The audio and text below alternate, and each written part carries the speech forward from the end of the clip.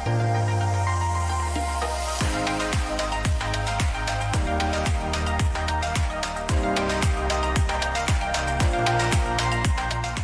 Leben muss ja irgendwie weitergehen.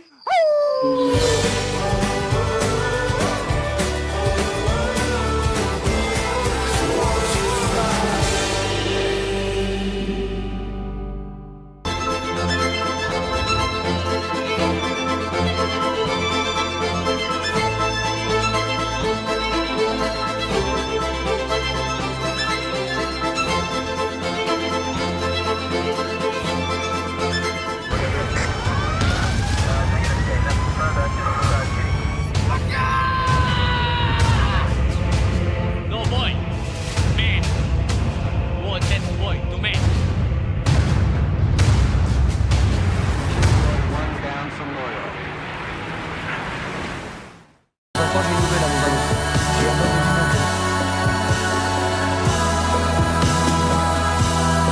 Hey!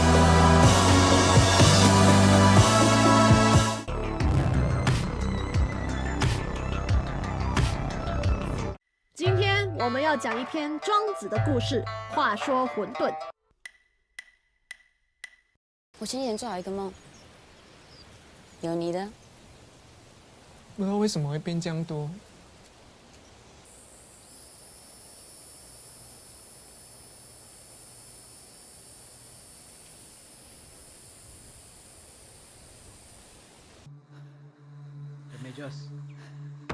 Medyas! Ba't may pakanig? Eh kung naaraw ko rin mangyayari kanya to. Isip ko, maluming tatang nga, ika, atin ka pang migit king mapakit mo.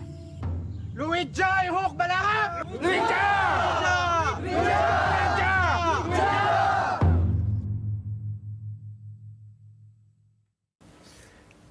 Gimana kalau kita sebutkan nama anjing itu sama-sama di hitungan ketiga?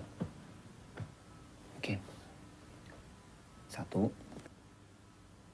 2, 3.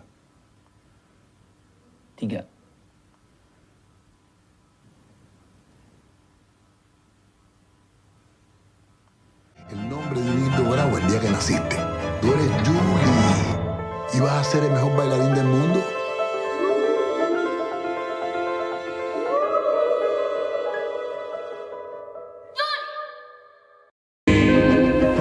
James, if you could take one thing from this life to the next. It'll be my mum.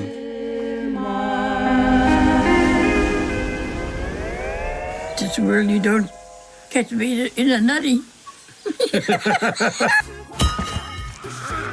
没错，就是沙巴。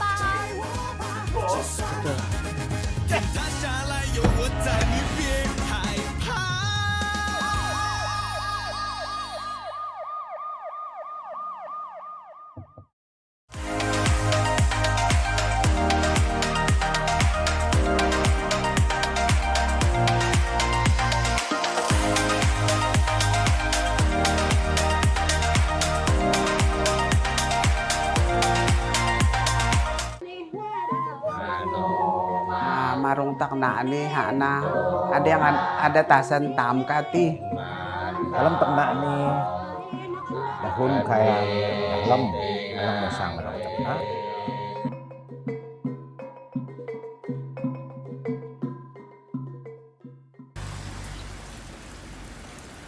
Then after that? After that, Pakistan we left the school and we come here, Madras. Madras. Do you say Madurai?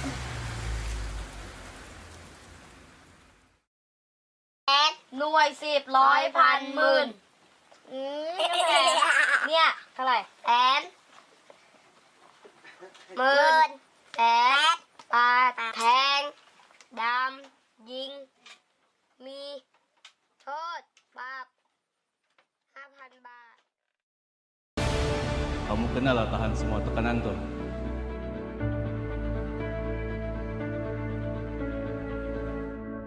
Kau buat yang terbaik.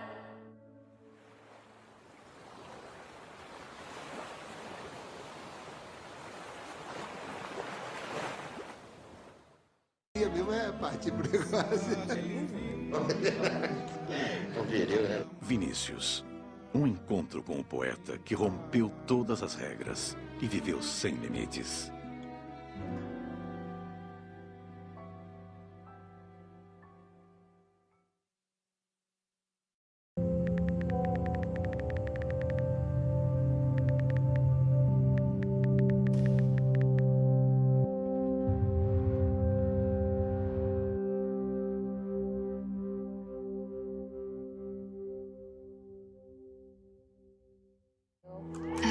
I told you so many times already, right?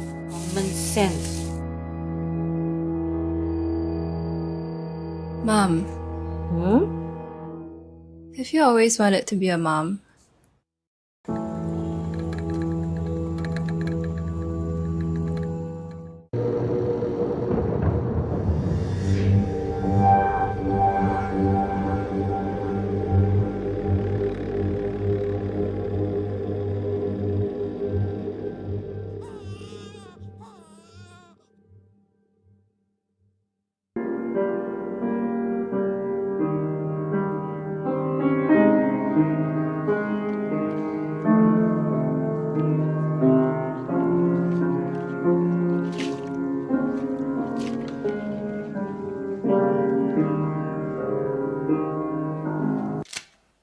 Okey.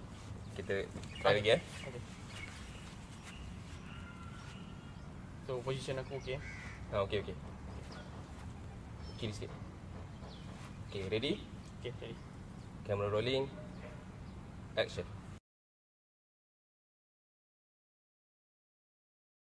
I love this one because it's a family of morning Until this happened. Until this documentary happened. Ayo memang. Ini abang kat depan sini. Abang, bayar Syaujo. Allah. Terlibat juga. Apa yang sampai bawah?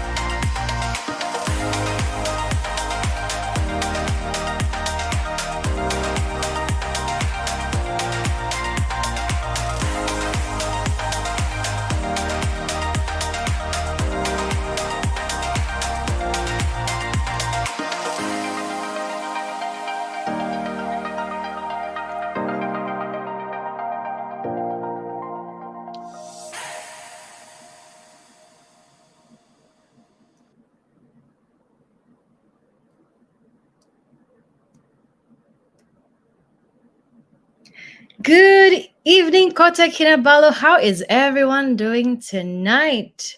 My name is Elaine Audrey. I am a host, entrepreneur, and one of your local actor in town.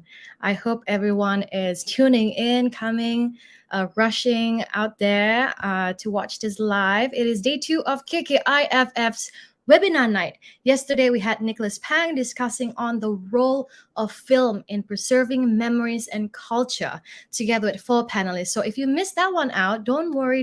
Just come back to our Facebook page and YouTube channel to rewatch all the webinar sessions from last night's, tonight's, and tomorrow's session will be up on our page for you to refer back. Today's screen film is a story about the irrepressible Kuya Ese turning 100 years old, who lives with her son James on their small farm in Kawakawa, New Zealand, a descendant of Ngati Manu, a documentary directed by Florian Habich. If you missed that one out, it's okay. You are still available to watch it online at www.kkiff.com.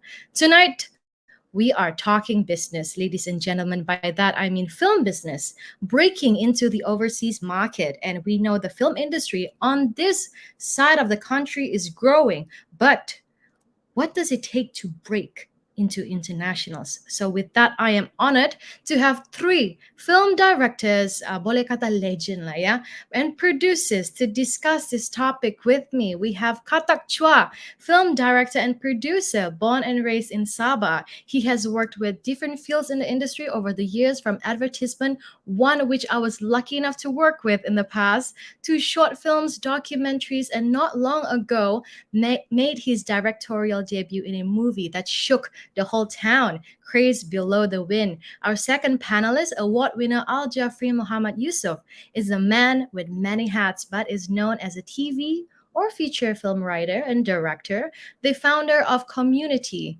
Film Titi Wangsa co-wrote features like Palo and Dukun. Recently wrote and directed the award-winning feature Mencari Rahmat in the KLFCC Award, as well as Gardening Best Supporting Actress Award for Adiba Amin. Last but not least, we have film producer Peter Wong. For over 15 years, he worked as a graphic and web designer, which earned him international awards while scoring music for film, TVCs, documentaries for Discovery Channel and Tourism Malaysia. Debuted as a first-time feature director for his work, The Spiral, back in 2016, which premiered at the International Horror and Sci-Fi Film Festival at Phoenix, Arizona, and Berlin Sci-Fi Film Festival back in 2019. He has since joined Ace Pictures and earned his first PGA mark from the Producers Guild of America back in 2018. Unfortunately, Jo Looping isn't available to join us tonight, but she is a film director and producer who's worked in the creative industry for nearly over 30 years in film, television, and design. Projects ranging from magazine, lifestyle series to television broadcasts, educational material for UNICEF and Malaysian schools, animated and live action films, and behind-the-scenes documentaries for features like The Lord of the Rings. She is recovering from a cold at the moment. Speedy recovery, Jo. Get well soon. Wow, guys, well, I'll be damned. How are you guys feeling tonight? All good. Yeah, All good? Yes. Katak, Jeffrey? Yeah. Comfy? Yes. Thank you for being with us tonight, guys. So being in the industry, in the creative industry, all of you jump from wearing different multiple hats to another. What is the film industry like in your country or your community? Let's start with Al Jafri.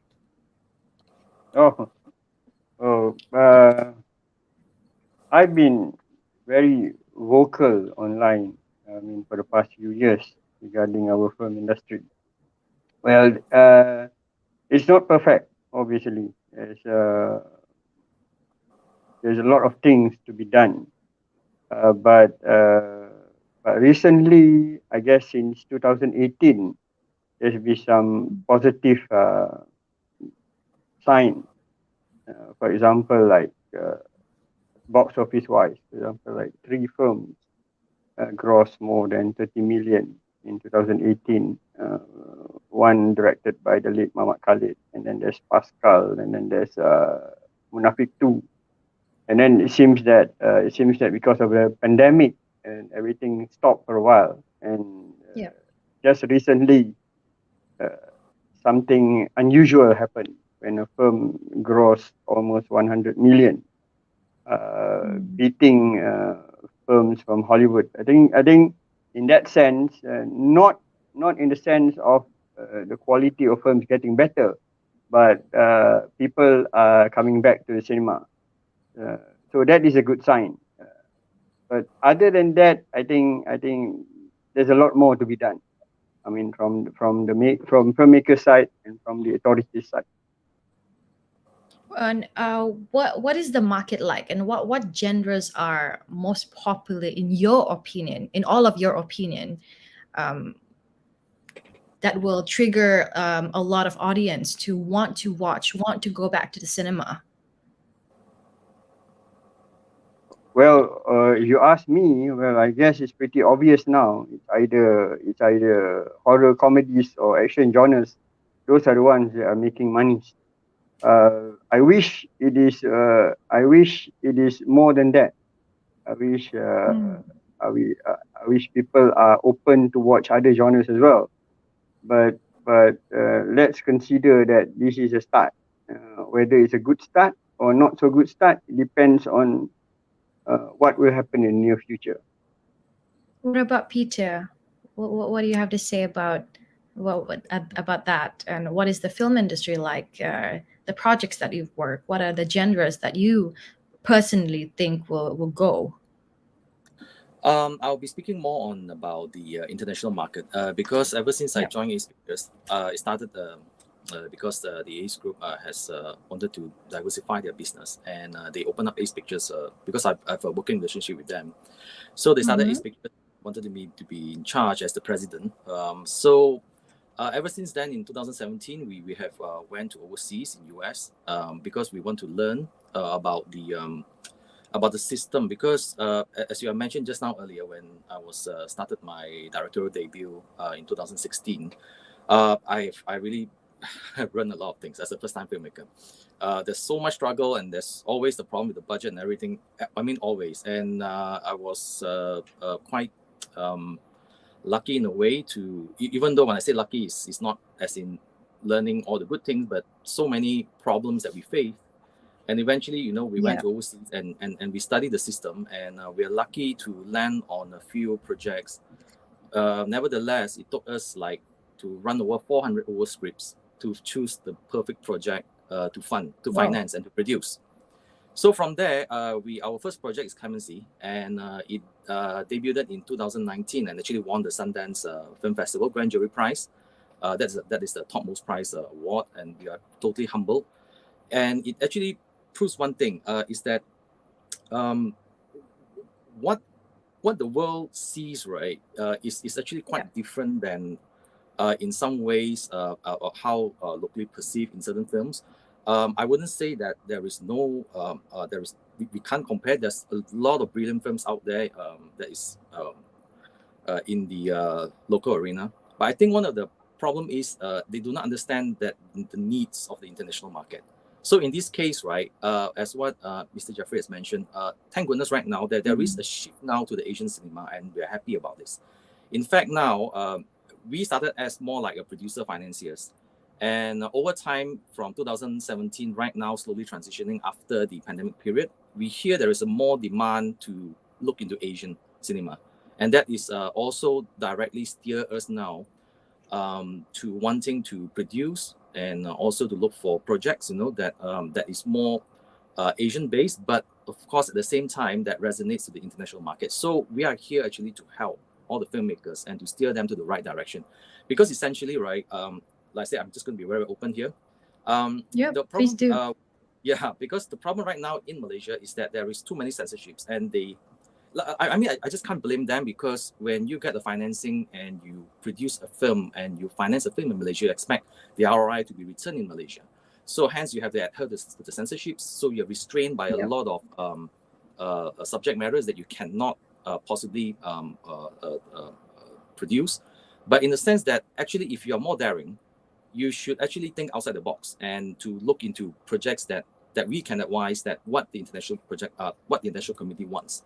So in this sense, right, I believe there's so many elements in Malaysia that can go global, but they do not have to worry about the censorship, and they should look at how to cater to this international audience, which we can help. So having said that, what they really need right now is the same. They need genre projects, fun, thrilling, exciting, and scary films. This is what they are looking for. Yeah. Quite like your transparency in that, Peter. Thank you. Katak, do you have anything to add to that? Yeah, I quite agree with Peter, especially when just now he mentioned about out of 400 scripts, then they choose the most promising project to fund. It reminds me how we started as well. During 2016, that is the very first time we went to the Hong Kong Film Mart, and we went there just for a few study, and that really opened my mind when I see that is the very first time I joined a film market in international, and I can see that there are tons of booths over there, and people are selling film. And I can see that there are so many booths are selling Asia content. That really surprised me, and that's why when it comes to this point, I think it's not about how you make the story locally or internationally, but most importantly is how well you crafted your script. When your story is really good, I think it can travel far. That's how I look at it. Thank you. Touching on transparency, Peter, you got me intrigued there, because as an actor myself, when I meet producers or directors, they would ask me, Elaine, are you okay with this scene? And it's really, really not so. It's not an obscene scene, but because of the law, just a bit of how do I say this? A bit of skin, cannot. So like when we talk about transparency, right, in terms of these little things, who do we go to? Do we just break the law? Do we still follow? Do we have a guidance? Where can we find these guidelines? Into like what is yes and what is no? You know what I mean? Because essentially we do all these international films, right? There is no guidelines. I mean, we can go all the way as long as there is a creative expression to it. So I think if you talk about more on local films, I think the other two gentlemen would be more better to answer that, because there is that certain type of restrictions that hurt you. But I think to us, right, we really have no restrictions to it. I mean, we have two of our films actually has two of our international produced films that actually has kind of like some sexual themes into it. But it was just more of trying to tell the story about it. It's not about trying to glorify about men sleeping with a woman. No. So as long that it has its intent, creative intent, and and the main reason is to tell the story, I think that is, to us, this is fine. Yeah. Okay. But I apologize. Let me shift back the question to Jeffrey. Since you've been in the industry longer, what do you have to say about that? Like, how do we go about it? I can share my experience. Please share us your experience. When we were doing Mencari Rahmat, I think there are a few provocative scenes. Like there's a scene involving drugs and some sexual elements in the film. So when we were submitting it to the censorship board, I was very clear. I think I mentioned to my producer that I don't want it to be censored, but I don't mind it getting an 18 and above rating. So what happened is that I think a few months after that, my producers came back to me and said that, they released it with no censorship, but it's 18 and above. So I'm totally okay with that. So if you ask me, I think the real problem here is that I think the authority needs to figure out. I think it's rather confusing, because our films are being rated and at the same time being censored. Because to me, I think generally, the understanding is censorship and classification are two different things. like in America, there's the Motion Picture Association of America. Their job is to classify films, to rate films, like from PG to general viewing, PG-13 and NC-17. Like the movie about Marilyn Monroe was given an NC-17 rating. So what happened is that there's a story back when Paul Verhoeven was directing the movie Showgirls, and I guess MPAA gave it an NC-17 rating, equivalent to the X rating. So Carol Coe at that time was producing it, and Carol Coe said that they can't afford an NC-17 rating. They need it to change to R. So what happened is that MPAA said that if you want an R rating, you have to lose this scene and this scene and this scene. So that's what I said. So I guess that's what I mean. I guess instead of censoring, I think I'm suggesting maybe we could start to classify our film, rather than if you give it an R, you give it an 18 and above rating. I don't think that you need to censor it, because I mean those 18 and above will be watching the film. It's not like mean it's very clear that. I think that's the problem now, because we are rating it and censoring it at the same time. I think that needs to be changed. So instead of the censorship board, it should be the rating board. So that is, to me, if you ask me, based on my experience, I think that is the main problem that we are facing now in this country. Hopefully some audience will take notes who's in the field. Take notes, guys. Katak, you were saying? Yeah, recently I just deal with this censorship board, and I still in my fresh memory. Even though my movie is rated as 13 PG, Comedy. that's really, it's a comedy. And but for censorship board, actually they also managed by human. Sometimes we just need to clarify to them, and they will understand, because not all the rules are stated that. Sometimes some things are in the gray area. For example, in my movie, there are one dancing scene. People are having party. They are drinking tapai, our local rice wine. But there are some ladies who are wearing tudung walking around and also celebrating the festival together. So that's really make a censorship board asking me, why during a celebration scene people are drinking, there are still a Muslim lady walking around. But I say that's how we portray Sabah, our culture here. We have this kind of scenario, but in the scene, the lady is not holding any cup or drinking any. They're just standing there and singing, cheering with them. So, but after the clarification, I think censorship board, they understand, and they let it go.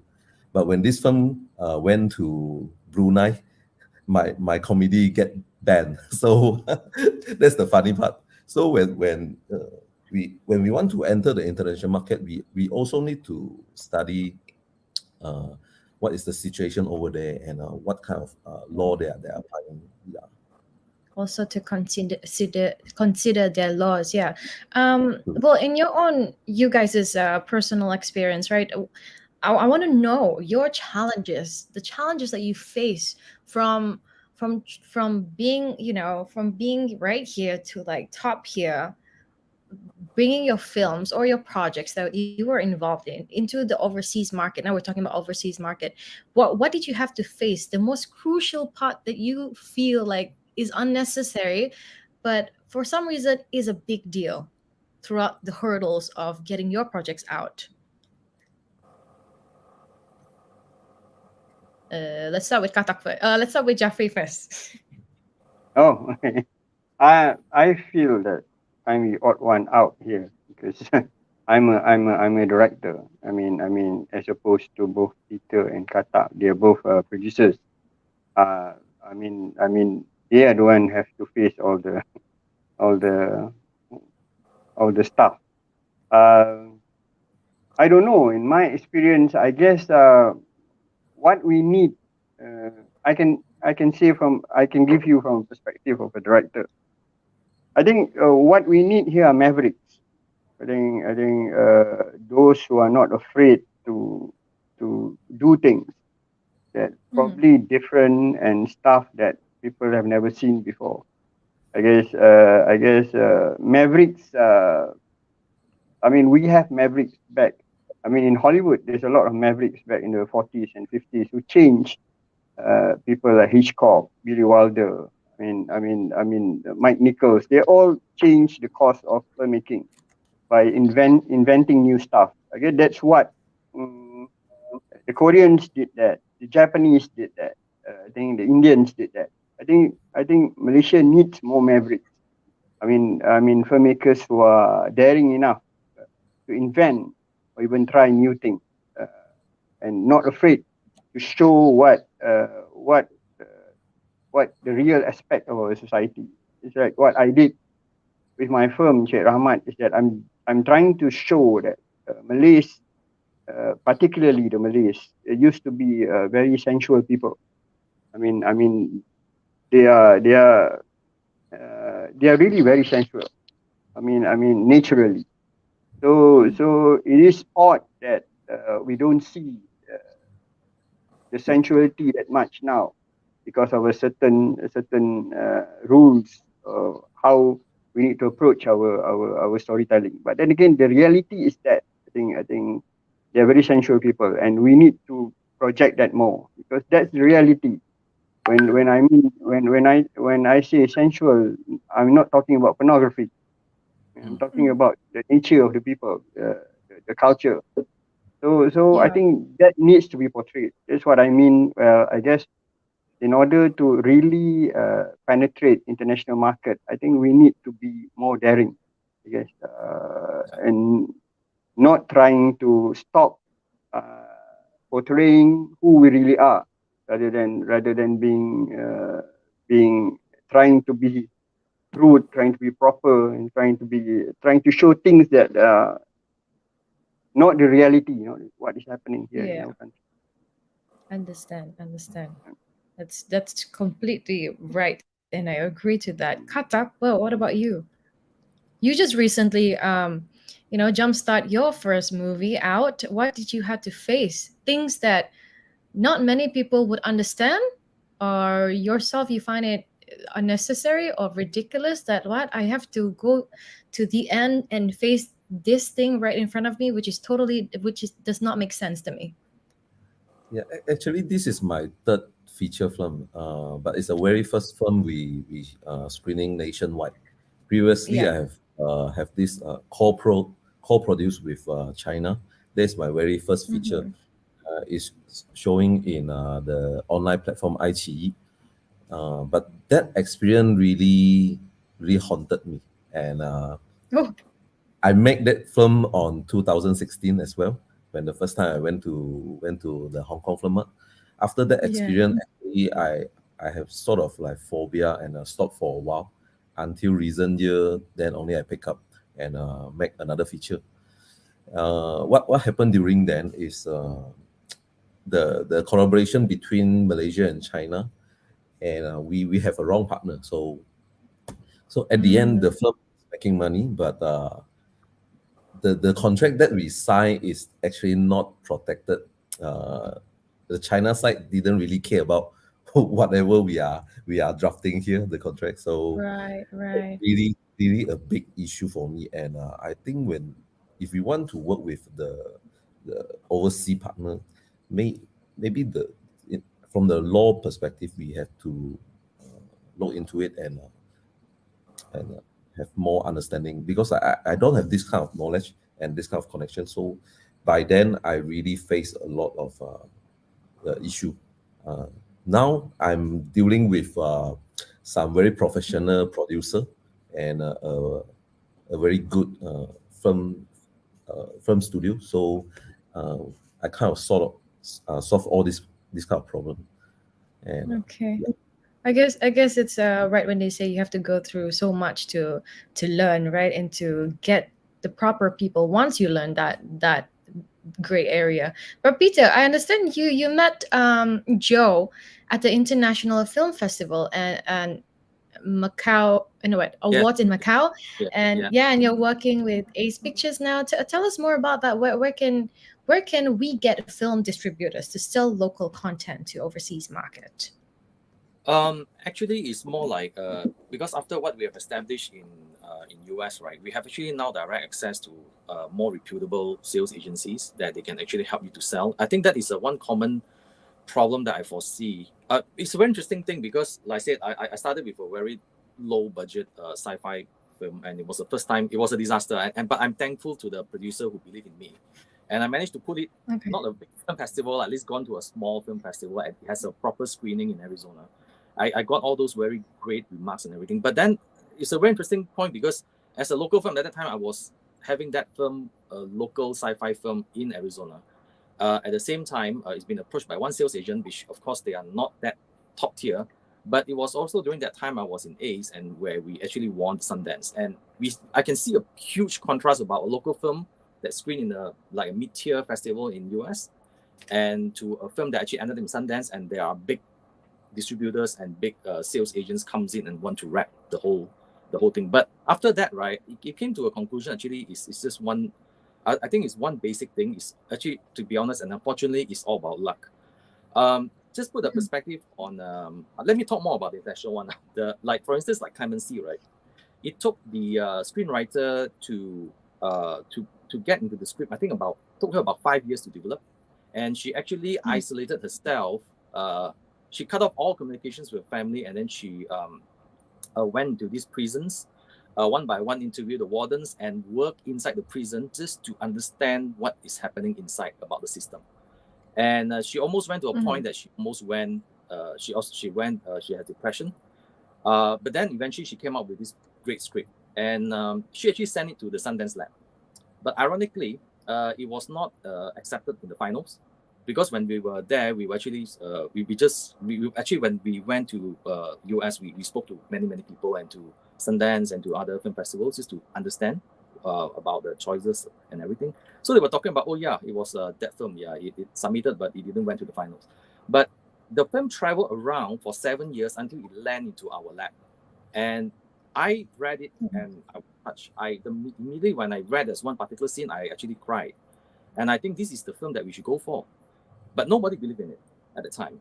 So ironically, of course, then eventually I pitched it to our board of directors, and they agreed to finance, and eventually it went to Sundance and it won.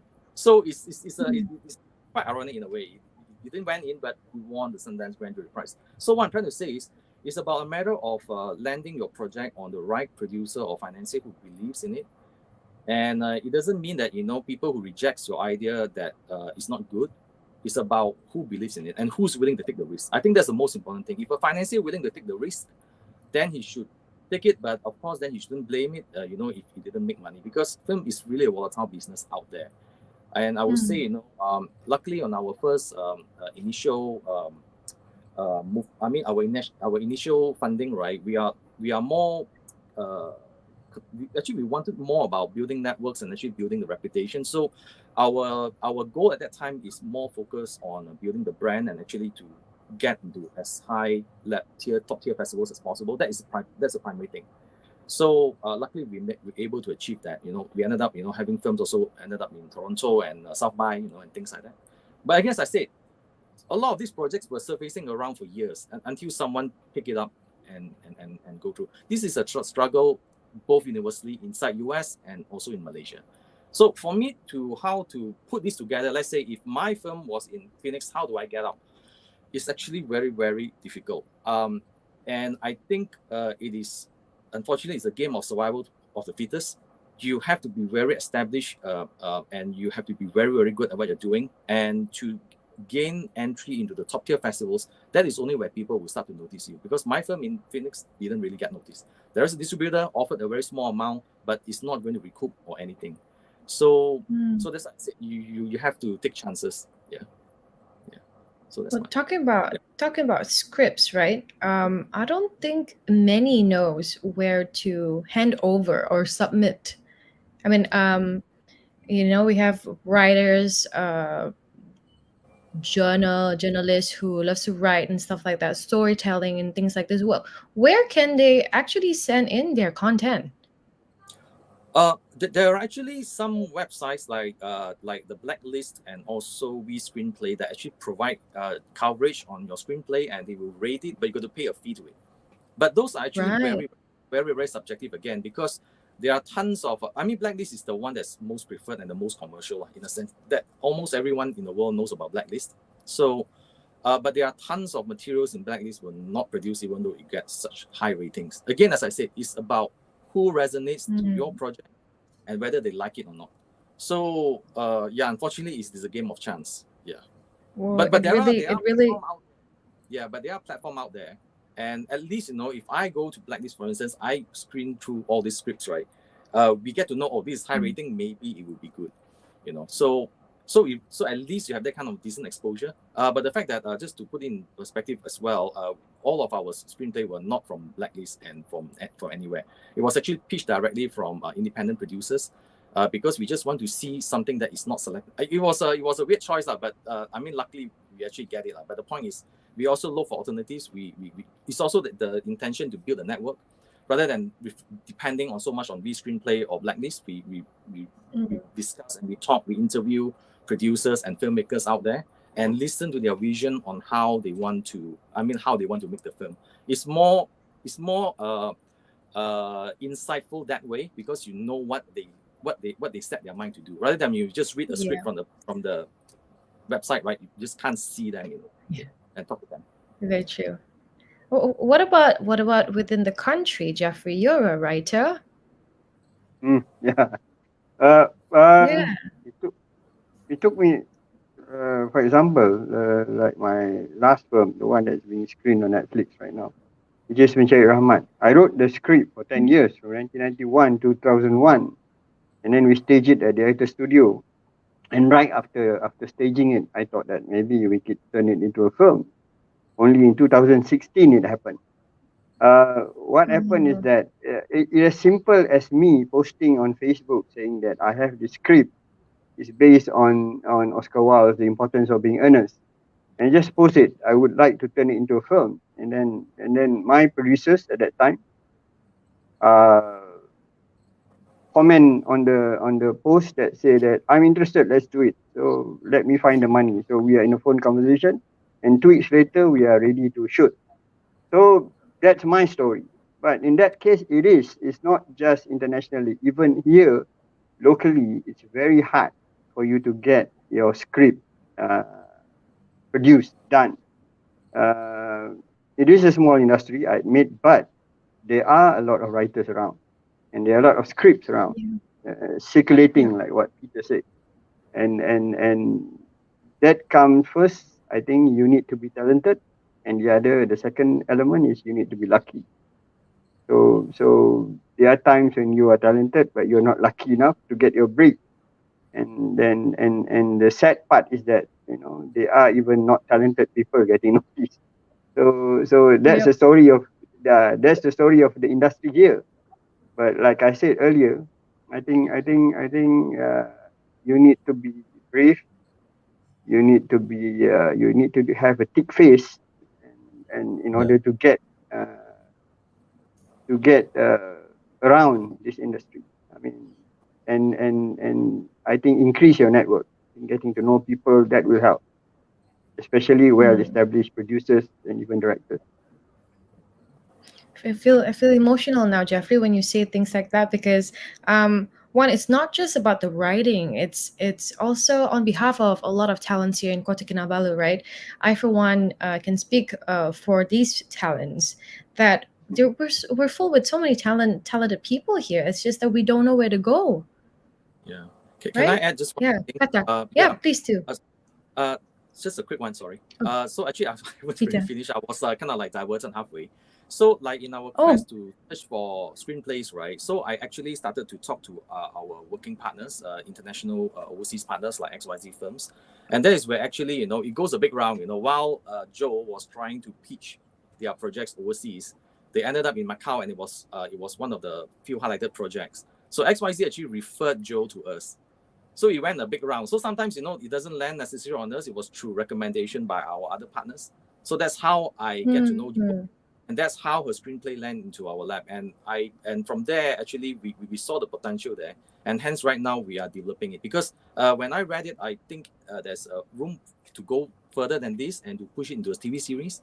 But developing takes a long time. So that's what we're working right now. So that's how I met Jo. Actually, it's through our US partners.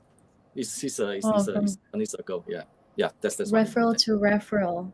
Yeah, I guess it's right that you need to connect and do a lot of network, know people.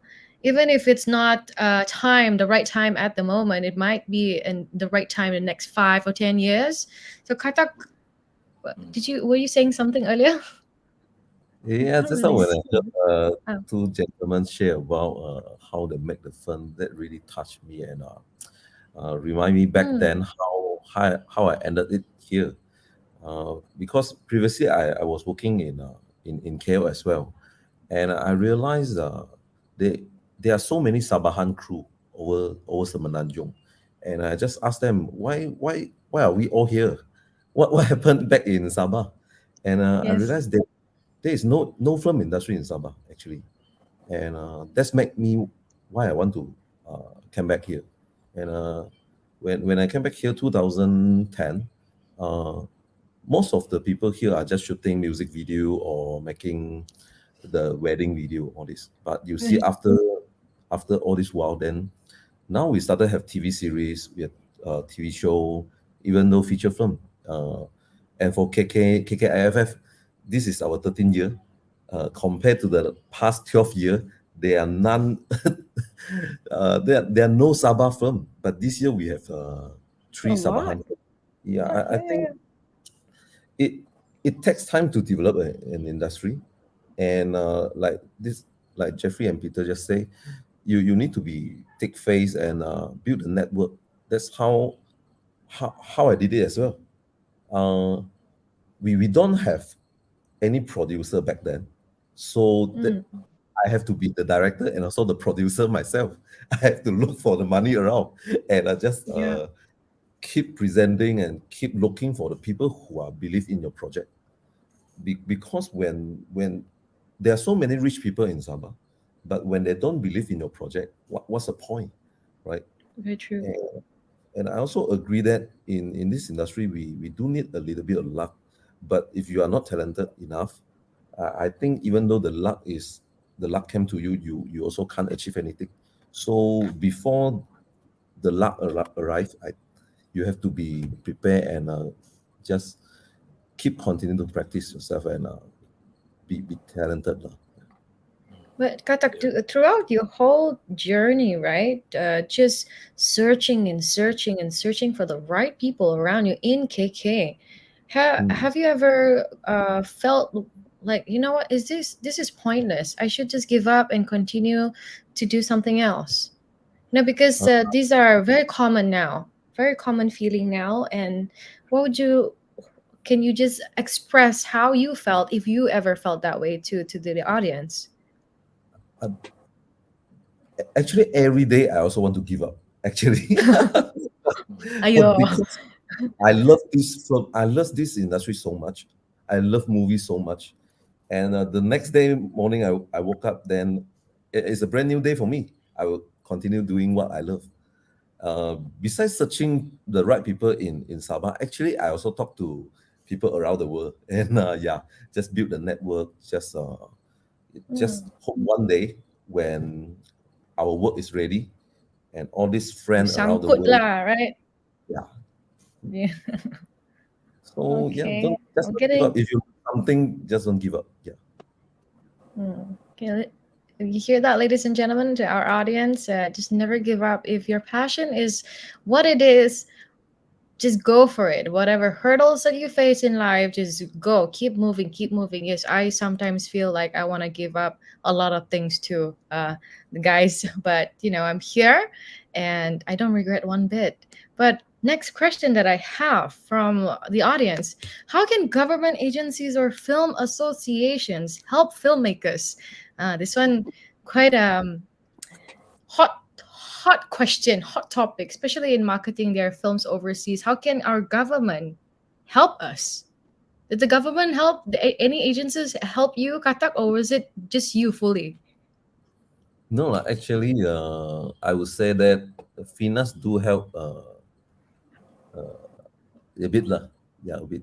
But they give some training, but is it really practical? Half lah. Okay, here and there lah. Some people will find it useful, but when you do something, you can't really fulfill everyone. So yeah, Yes. and they do provide grants. I would say really grateful for that. But compared to other countries, I think the amount that Finas gave out is one of the biggest amount around the world for government really? agents.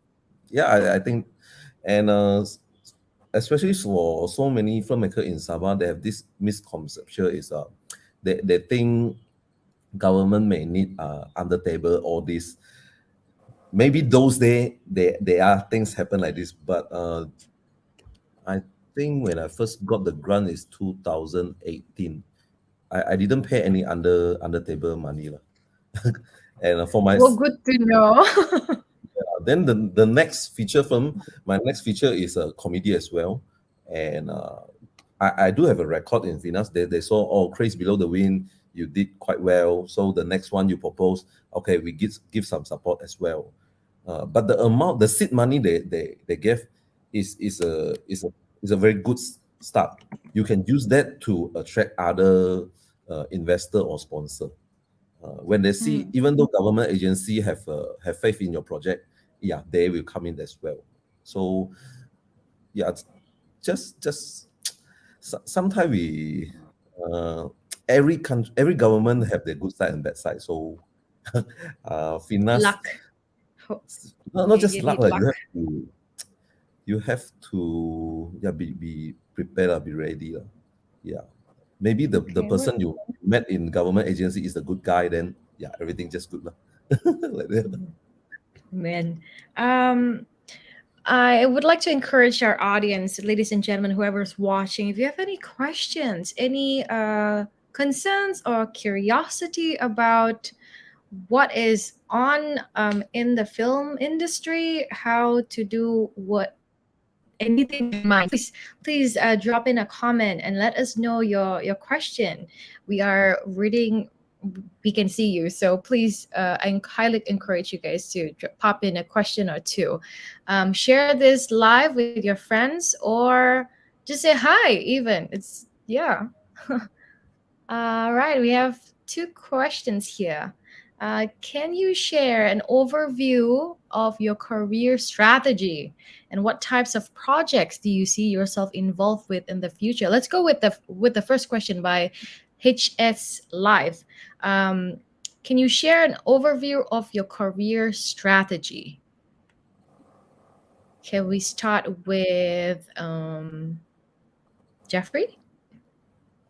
Yeah, And then we okay. go with Peter and then Katak.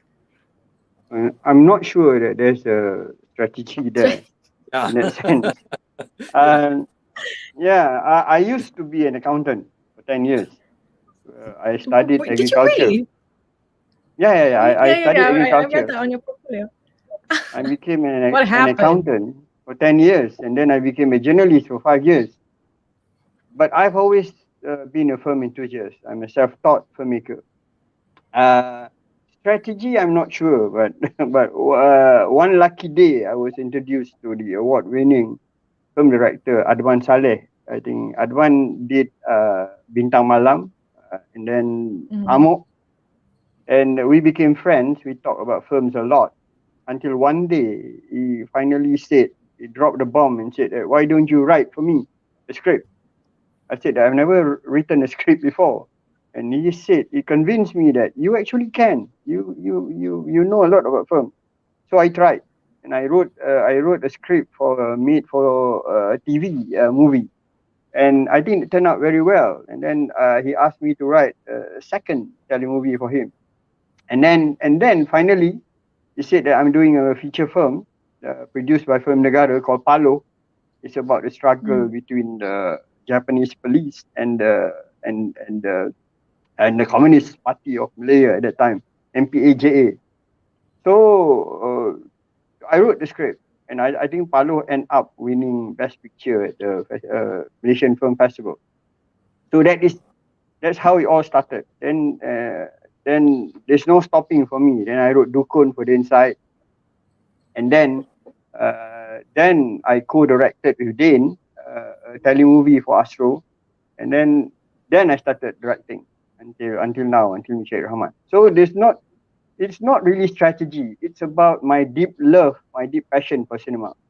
I mean, at some point I thought that I'm never going to be. I always wanted to be a filmmaker, but at some point in my life, I tend to admit the fact that I'm not going to ever be a filmmaker because I'm an accountant.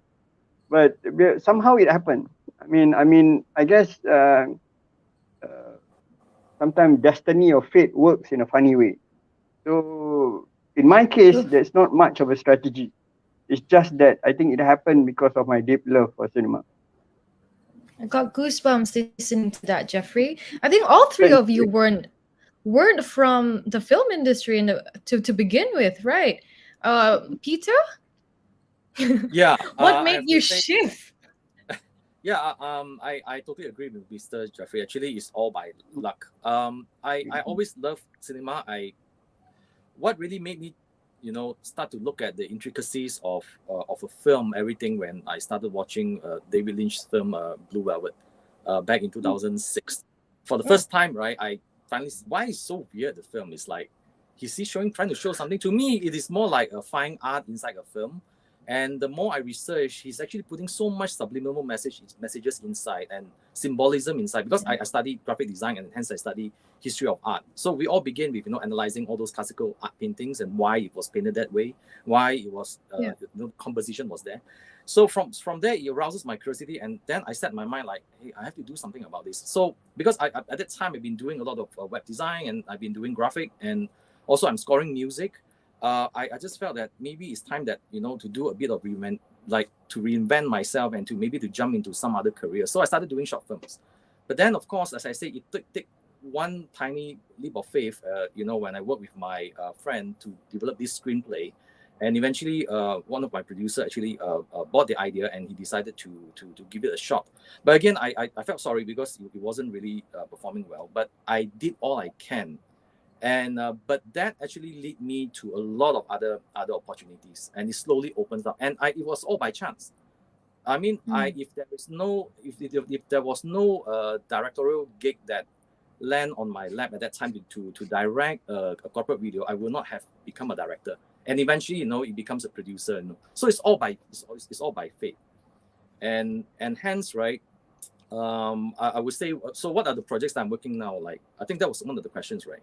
So So like I said, there is no strategy. We all go by the flow. We all go by passion. There is so much defeat in my first film. I have to admit it openly. It was so challenging, and I think I got too ambitious to do a sci-fi as my first time film. And but luckily, because of my background in post and in sound, and a bit of compositing, I able to piece it up together by myself painstakingly and able to make it out. And that made me learn so much in the post-production process. And eventually, that triggered me to learn so many things in so many so many values. So now what's next? I mean, we have done all this now.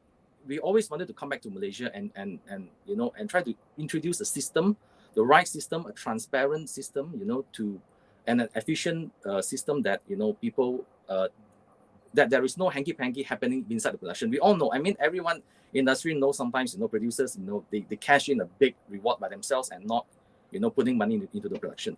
Just so you know, when we were working in we are working in Ace Pictures. We are the producers, but essentially we are also backed by Ace Group, which is a financing institution. They are the one who come up with the money. So essentially, what happened to the producer's fee? We never took a single producer's fee because essentially we are under the employment of them. So why should we take a producer's fee? So all the money that we got, is all pumped into the production. And of course, to foreign producers that we're working with, of course, we're going to pay them a fee, but we never took a fee. So you have to be, in this case, right, the bottom line I'm trying to say, right, is meritocracy. Everything needs to based on merit and track record, and of course talent. Like everyone here, we should agree. Yeah, it has to be talent. So now we're coming back. We want to work with people that is regardless of race, and anything, pure talent, raw energy. These are the people that we want to work with. And one of our upcoming project right now, actually, we are doing a biopic for Nicole David. So we are actually close to finishing. Actually, we already finished the screenplay right now. So now we are trying to raise the finance and also to work with our overseas partners to bring some of the cast in, because Nicole's coach essentially is Australian coach. So we're trying to see whether we can cast a foreign, like someone from Hollywood maybe, and to bring her in and to shoot the biopic. So this is what our upcoming project is. Okay, you guys don't be DMing Peter, okay, and sending him your portfolio, anything like that. Please don't do that. Katak. Yeah, actually, I don't have any strategy as well. I think I'm There's blessed this, with. Katak, there's this saying called gorilla in production. Gorilla the hell out of it.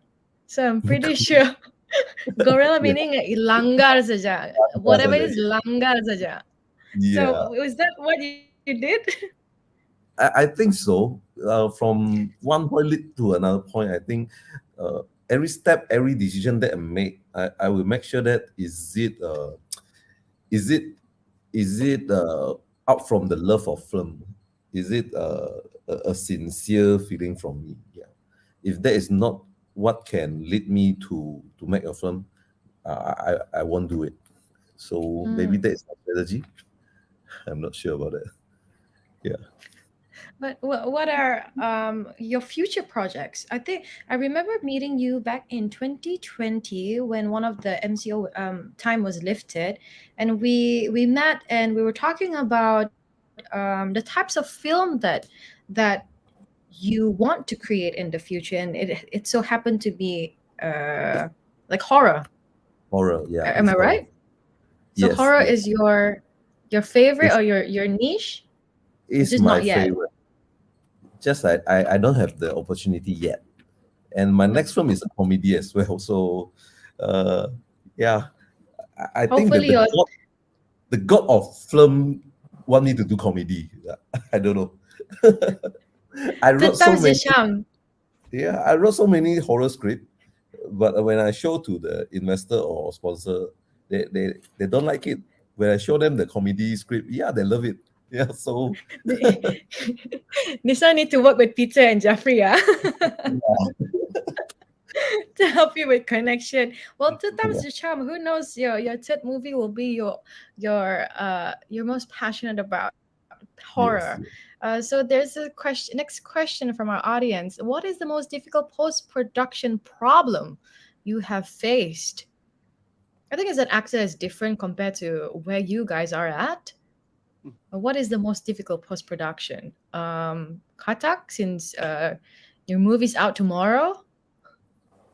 I think if you find the right talent to help you, the good editor, the good effect guy, I think everything should be quite smooth, except the client. Yeah, except the client is the one who gives you the big problem. When after you have the first draft, the producer will come in, or the sponsor, the investor will come in. They will have their say. They will give you a nod. But as a storyteller, this is the way I want to tell. But they will bring in another perspective, telling you what the cinema will say, how long the duration it should be. If too long, cannot earn enough money. That kind of statement. So yeah. I think as a filmmaker, you just need to be sincere to yourself, be honest to yourself, and yeah. So I believe that your film, Chris Below the Wind, is a mixed talent from, is it from Taiwan? If I'm not, please correct me if I'm wrong. Is one of your talents from Taiwan? Yes. So and also, was it from Semenanjung. From Semenanjung and from Taiwan, so can say around Asia. But was it difficult for you to get an actor from Taiwan to play a local film here? Actually, not really. If you have a good script, you have a good producer, they can make things happen. Yeah. Nice. Okay, but And right also now, you must have enough budget. Yes. enough budget. A But good story will make the talent give discount as well. When they Oh. also have the same passion for the script, they will work for free or even with a very good price. yeah, don't work for free lah. Cannot. Of course, for But- those passion project like those. Was it difficult for you to market Craze Below the Wind in Taiwan, or do you think? Sorry, let me rephrase my question. Do you think it's much more easier to market a film because you have an international actor in your film? Yeah, definitely. Yeah? Definitely. Yes. That definitely. If you are your story with a foreign talent, and when it makes sense to them, actually is pretty easy to market. Yeah. Okay. Right. Okay. Well, I'm pretty sure this was insightful, but do you guys think film festivals such as KKIFF, for example, help in breaking into the overseas market, and what is the role of film festivals in helping you reach outside? We can go with Peter first, since you're with Ace. Well, I mean, there's a few different types of film festivals out there. But let's not talk about the controversial ones. That one which actually you just pay to win. I'm talking about legit festivals. There's actually, as I mentioned, there are the mid tiers and the higher tiers, and even the higher tiers sometimes it divides whether they are suitable for the market sales. There's a great distinction. Like in Toronto, right, it is a film festival essentially, but there is also a lot of talks in terms of sealing deals, and even like from Cannes, there are project markets, and they are actually not really, because I think everyone thinks that there is you need to get financing or wherever you go to a project market, but actually what's happening is that there's a lot of film festivals out there, the international top tiers one. A lot of deals were sealed in just cafes or in hotels, lounges, and you talk to the producers. Financiers go there and then they just pitch, like very personal ones, not on project markets. So what I'm trying to say is, I think all film festivals, right, does help, in help the filmmakers to break into the market. But it all starts with baby steps and small steps. But eventually, right, all it takes is actually for the film festival to come up with a film, maybe, okay. Okay, sorry, I'm a bit long-winded, but I just want to put it in perspective here. Okay. So there is a pros and cons to this. Like nowadays, there's a lot of film festivals, right? They want you to have like a premiere on their film festival, like meaning you're not allowed to show anywhere. There's a reason behind that, because very well-known directors or filmmakers out there. If you premiere that in that particular film festival, it becomes there's a value there. So the same as any small film festivals, how they go one notch further is keep on screening, films that have quality and films that maybe have not been screened before around the world. So they are trying now to climb the steps and to get recognition to that way. But there are, like I said, pros and cons. Because if there are some film festivals, I say they are only good for people to watch, but not necessary for sales agents to poach. Because I say there's different types of film festivals that have different types of I would say just cater different types of audience. Some people are just some people like overseas, they just go there to watch, but not on sealing deals and pitching projects and things like that. So I to be honest, we are very specific because at that time we finance and we produce films. So we are a bit more realistic in the sense we only go to film festivals when our film is there.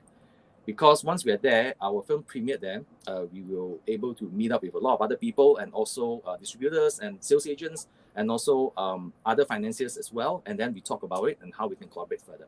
But when our films is not there, it kind of like lack the kind of I would say like the dynamics, like how, like say, hey, so you have any films out in the festival? I say no. It's kind of like difficult to start conversations like that. So ours is a more realistic. Like if we have film there, then we will go and then we will start talking. But essentially, right, for us, right, because we also finance, right, over time, right, the circle is still small. Even talk about the world, right. Even in that sense, right, the circle is still small. You will eventually bump into the same person over and over again. So we don't really go to these festivals anymore. We just directly, we just call out to these people. Contact, and it's to them. Yeah, and also because of the pandemic, it kind of like, especially in the 2020s, it affected a lot of the film markets out there that they are unable to sell. Yeah. But it actually pushed them in the outside the comfort zone, where now some of our sales agents told us, deals can be made with just a phone call. So is it really necessary now to go to the film festivals? So now film festival, maybe now it kind of like suitable now more for like viewing and to discover talents, but rather than selling deals. But I say for our side, right, because we really established that kind of network, it's easy for us just to communicate with almost everyone. But back to your question, yes, you need film festivals to help to promote people who make their craft, and hopefully these film festivals will get recognized, and eventually they can have a more like so-called exclusive content that they can screen to the audience, and that would actually pull those executives to come over and and maybe to sign them up, and agencies like in US like CAA, UTA, to sign them up as talents, and that will actually boost their career a lot. Yeah. Wow, that'd be nice to be scouted that way. But but just, no. From my perspective.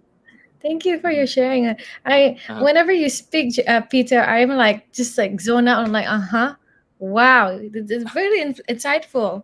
But Jeffrey, you okay, to Jeffrey? Yeah. Same question back to you.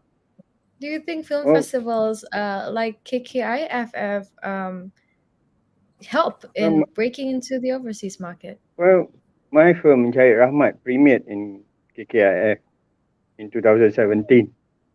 So that proved, the kind of belief that I have in film festival. So resulting from that, I get with the good reviews and all, I think there's a lot of interest in the film. And in a year after that, we went around the country for exclusive screening. I think all of it was sold out.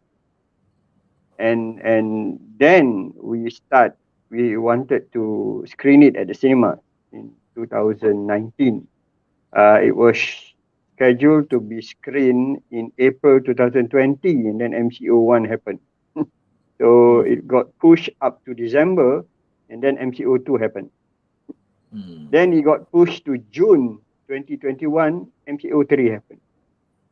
So it was delayed 3 times. Until then we decided that that's it. I think it's the uncertainty, you cannot bear that much. So we decided finally to not screen it at the cinema. And because prior to that, the UK-based streaming platform Mubi has been contacting me. They are interested in showing Encik Rahmat on Mubi, exclusive screening. So then we approached Mubi. I think my producer approached Mubi, and it is on the 31st of August 2021, Encik Rahmat was screened on Mubi, and based on Mubi, it became the highest watch local film in Mubi Malaysia history. So it is interesting. The streaming platform is very interesting because it start to gain huge momentum during the pandemic. I think everybody was into streaming services, and having said that, I think a few months after being screened on Mubi, a guy who is responsible for a lot of screening in Jakarta contacted me personally and said that he watched Encik Rahmat on Mubi. He would be interested in showing it in Jakarta. So I passed them to my producers. My producer said yes, and finally it's screened in Jakarta and got a lot of good reviews. So what I'm trying to say is that film festivals, yes, I believe in it. That's the reason why we have it premiered in KKIFF. But then again, there's this other element called the OTTs, the streaming platform. It gathered a lot of attention for my firm. It is even Encik Rahmat is listed on Movie Top 1000. There's a list called Movie Top 1000. We call it the 1000 greatest film ever made. And Encik Rahmat is in currently at number 360. So it gets to that point because of this streaming platform, and currently it's showing now on Netflix. So I'm trying to say that these two elements are, I guess, is very important now. It's the festivals and that's the streaming platform, because of movie and because of Netflix, a lot of people are able to see it. I mean, I had even friends from UK who have seen my film through movie. I don't know how, but then they did. So that's my experience as a film director, and from my own film as well. So yes, if you ask me, the answer is yes. I think it helped a lot. That's what happened to us. I hope Jeffrey's explanation answered Jasmine Raj on one of the comments section. We have a question there. I hope that answered you, Jasmine. Thank you for your question. What about you, Katak? I'm a newcomer, and I haven't sold any of my film to the. Oh no! I saw my first feature in the iQIYI, the online platform, but at the end we conned by the China producer, so that is a bad experience. It's okay. Experience is all bad or good. It's an experience.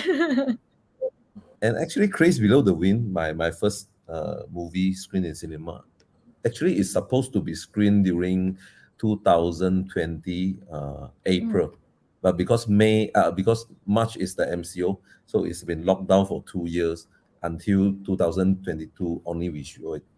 And during the MCO, we kind of want to sell it to the OTT platform with a cheap price, because that time everyone has been locked down at home, and the demand for watching Netflix or Viu TV or movie is increasing.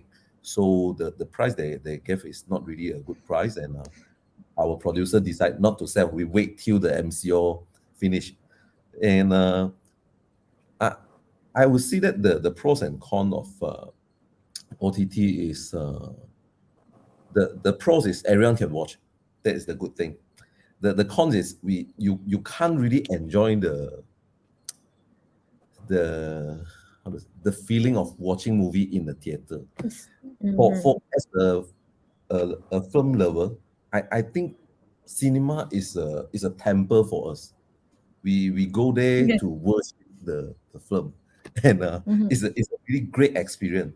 You need to pay extra effort to just go to the cinema. You need to buy the ticket, need to wait for the trailer, buy popcorn, all this.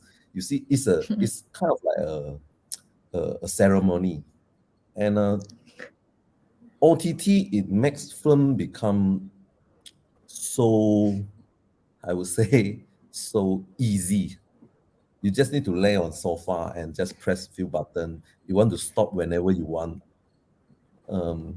As a film lover, I think that OTT may not be my first choice. I still prefer to go to cinema. Yes. Right. Thank you, Kata. Sorry, I just want to add one Go thing. ahead, Peter. Yeah, it's about what Kata just now mentioned about the Chinese people that get conned, right? Yeah, actually, it's one of the prevailing problems right now, and there's a lot of pitfalls right now, and that's the reason why we want to bring this system. Of course, unfortunately, right now we don't have anything yet to be produced. We're still raising finance for our projects, but essentially, there's a reason why we went to US, because US essentially, their major economy is thriving on suing their ass off. So because of that, right, copyright infringements, and even like injuring their finger while eating at McDonald's, they're suing them. So things like that, right? Of course, that is the extreme level. But I'm just saying that because of the system in US, which is arguably the best legal system in the world, that is the thing that we learn about contracts, and that is something that we want to bring it to Malaysia, and to adhere all this, because of the system that Hollywood has set, right? We learn quite a lot of interesting stuff from there. Like there is contracts that given for producers to earn the back end, meaning like once the financier recoups, with a premium like an interest, then of course the profit will be shared between the producers, and the producers will split it down to the writers, to the director, and to the actors, and whoever that who wants to share. So this kind of system is very robust, and I think is something that should be practiced.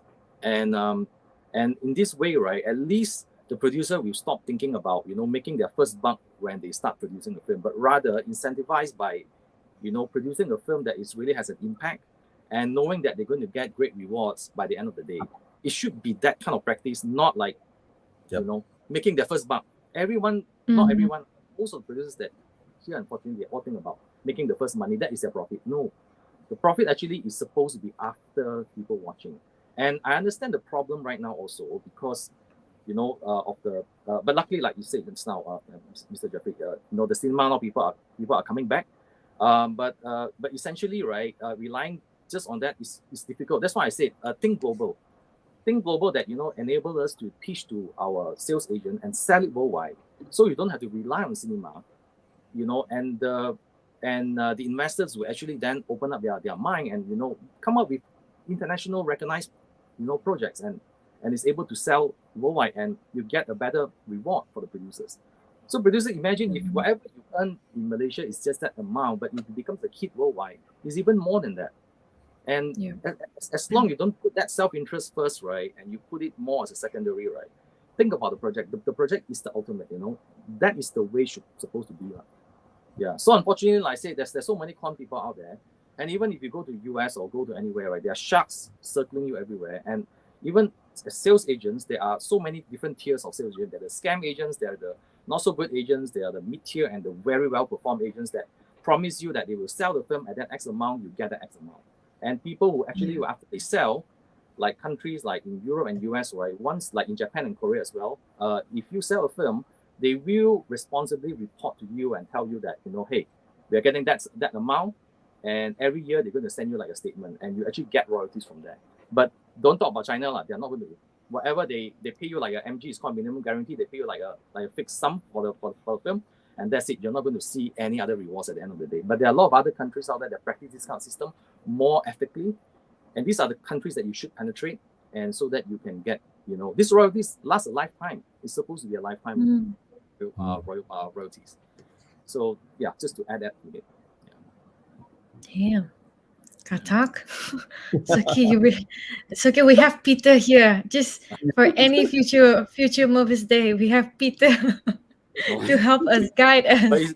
But you all are learning a bit. But to be honest, right now, because the market now just keep changing, right? We also dare not to say that, we know what to do for you. We are learning every day. We are still figuring things out, because the market now is a bit too. It is just swinging back and forth, Yeah. The thin line, it can go left, right, and for some reason, okay, we go straight, it goes really well, and then one moment, no. But we have another question here.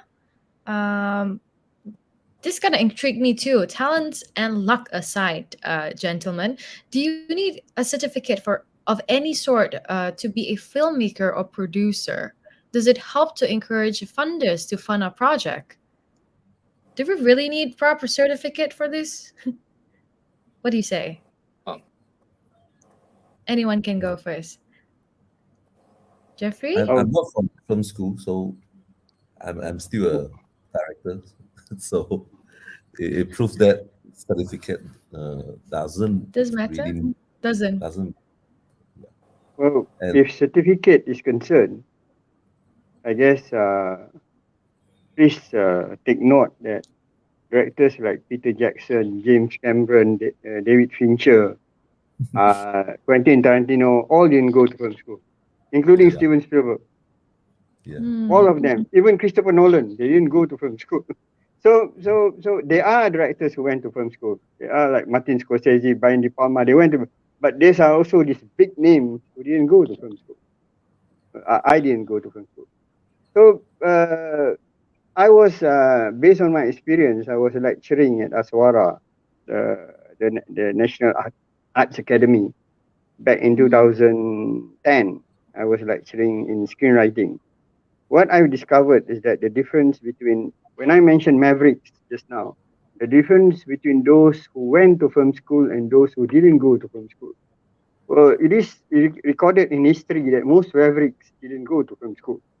Because I when I was directing one of my telemovies, I brought a lot of my students on set, and I have this different style of shooting. I didn't do this. I hate establishing shots and those kind of stuff. But at times they will question me that why don't you do this? Because you need to do this because the rules said so. So I said that no, I mean the great director Billy Wilder once said that there are no rules in storytelling. So if you study it, I think that the weakness when you actually learn something, you tend to stick to the rules. You tend to have problem bending it. So that's when I will say that I think yes, certification is okay. I have no problem with certification because I used to lecture at universities. But then again, you don't need it because it is proven internationally that you don't need certificate to be able to become great filmmakers. Agree. I guess when your passion is there and you want to create, you want to shoot, you want to direct, you want to produce, and your passion is genuine. I mean, not genuine lah, but the feeling is genuine to achieve all of these things, ladies and gentlemen. Nothing can go your way. You just have to langgar gorilla dia. And with certificate, I agree with Mr. Jeffrey that if you follow the rule, it's quite difficult for you to get out from the box and to have a different viewpoint of life, of whatever it is, to implement or put ideas or find inspiration to your story. Quite a bit difficult life. We always follow the book, so sometimes it's good to break the law. we have a last question here from Batri Shia. I hope I'm pronouncing your name right. I always have a huge fascination with films and plan to pursue it, but there are days where I doubt my choice and ability. Do you have any advice for youths who's about to enter the industry? Gentlemen, anyone can answer first. Go ahead, guys. Because I'm afraid that I will talk a lot. You guys go. No. Peter, why don't you go first? Yeah. Oh, okay. I to be honest, again, I'm bringing this into perspective. When I came up with my first feature, it was critically panned. Within the first day it came out, people insulted the film, saying that only even a student can make the film. It was so insulting, and I was totally torn to pieces because it took me 2 years to piece it together. Because I said because of the budget constraint, I have to rely on my skills and do it everything painstakingly one by one. But it was critically panned. During the Q&A session with the press, no one answered. No one actually asked me questions. But after the Q&A session, we immediately, like a few hours later, YouTube's channels start coming up and just say the film is so bad and this and that. They don't understand the context because it was, okay, to be honest, like I said, it was too ambitious. It was very spiritual. It has ties in with some Buddhist elements, and I put it in such a way that no one will be able to relate that. It's just too complex. So at that time, yeah, I began to doubt myself. But at the end of the day, right, is how much you believe. I told myself, let's just give it one more try. But just so happens, I said I joined Ace Pictures, and at the end, it does prove that persistence and also the passion there. Like I said, at that time, it was just only me and my members. I was the one that read all the scripts, like literally hundreds of it. One by one, I handpick and I read and I look through. Maybe at that time, I say I'm not really a director. Maybe I can be a producer. So I spent like a year to get it out, and eventually it get proven. So at least at the end, right, it goes to show that I can do it. So now I always have passion for directing. Now I want to go back into directing and now try to pitch for other projects and see whether it work out or not. But at the end of the day, as I said, there will be endless insults and endless of people trying to put you down. you must know when you need to fight on and when you need to continue the struggle and when you need to stop. But I think the best thing you can do is also to have friends that are very frank to you. I think your closest friend who are very frank to you are the ones are your best ally, because they will be the one who tell you that can you really do it or not. Because for all I know, all the people that are around me told me that you can do it. So I didn't give up. Yeah, like that. You have good supporting friends around Peter. Yeah. And I'm grateful that you have that. Yeah, and family, of course. Yeah. But it's never easy. It's always. I mean, like I say, that's why I always give salute to all the filmmakers out there. They are the one that dares to make the film, and they are the one who get everything from the critics. So imagine if you put in years of hard work and you get slashed by them, and they don't recognize that. But okay, sorry again on with that. But there was one debate I was talking to one of the ex-journalists. He actually told me, well, if you are a filmmaker, you have to be prepared to get slammed by the critics, because you took that responsibility. You wanted to be a filmmaker, so you would expect that. But my argument is that but the critics should at least be understanding. Before you criticize, you need to understand the context. Like, is it really a trash film? Like, have you really understand what the filmmaker is trying to do? But then again, we keep on like debating back and forth. But it doesn't matter, because we are people who just watch the film. We are not going to study your background, like your whole life, what you have done in your life. So it is a constant debate. Yeah, very true. Yeah, but that's why I said hats off to all the filmmakers out there and those who really fail and then they succeed. But I feel sorry for those who fail and then they give up. Yeah, but at the end, I think if you have the persistence and you got the talent right, I think you can make it at the end of the day. Yeah, that's all. Good advice. Yeah. Thank you, Peter. Kata? Yeah. My family is running a video tab renting business last time. Oh, so you I mean have the a old chance. school tape? Yeah, the VHS, the big one. So I have a chance to watch different kind of film, and but at the end, my family didn't really support me to go for this industry. And then I argue with them that you guys are doing a film business, then you stop me of doing this. You guys are the one who insert me this kind of passion, but at the end you guys stop me. So, but nevertheless, I just go for it. And when you choose to go for filmmaking, you definitely will hear a lot of different voices around you. And I agree with Peter. You need to look for a friend who are really supporting you. So when I just first came back from KL, at Sabah here, even though my good friend they are not they're also asking me to change my career. They say, why you want to look for problem in your life? Then since you guys are not agree with my direction, then I started my own passion group. So I start to gather people who love film, and we form a small community. From there onwards, at first all the members are from wedding industry. They are shooting documentary, shooting wedding videography. But after a few years, this small community, now all the members became film crew. Some of them became a film director and producer as well. So that's how we grow the community. I think if you are really passionate, you need to look for people who have the same vision, same idea, and just pursue the dream together. What about you, Mr. Jeffrey? You have any advice for the youth? I fell in love when I was very small, like 8. My father was responsible for it, and I always fell in love wanted to with become who, Mr. Jeffrey? film. I think that was my first love. My wife is my second love, and she totally understands it. So then I couldn't be a filmmaker because of it's not back then was not very well supported. So I end up studying agriculture instead. Don't ask me why, but that happened. and then I became an accountant. But what I'm trying to say, and then I became a screenwriter.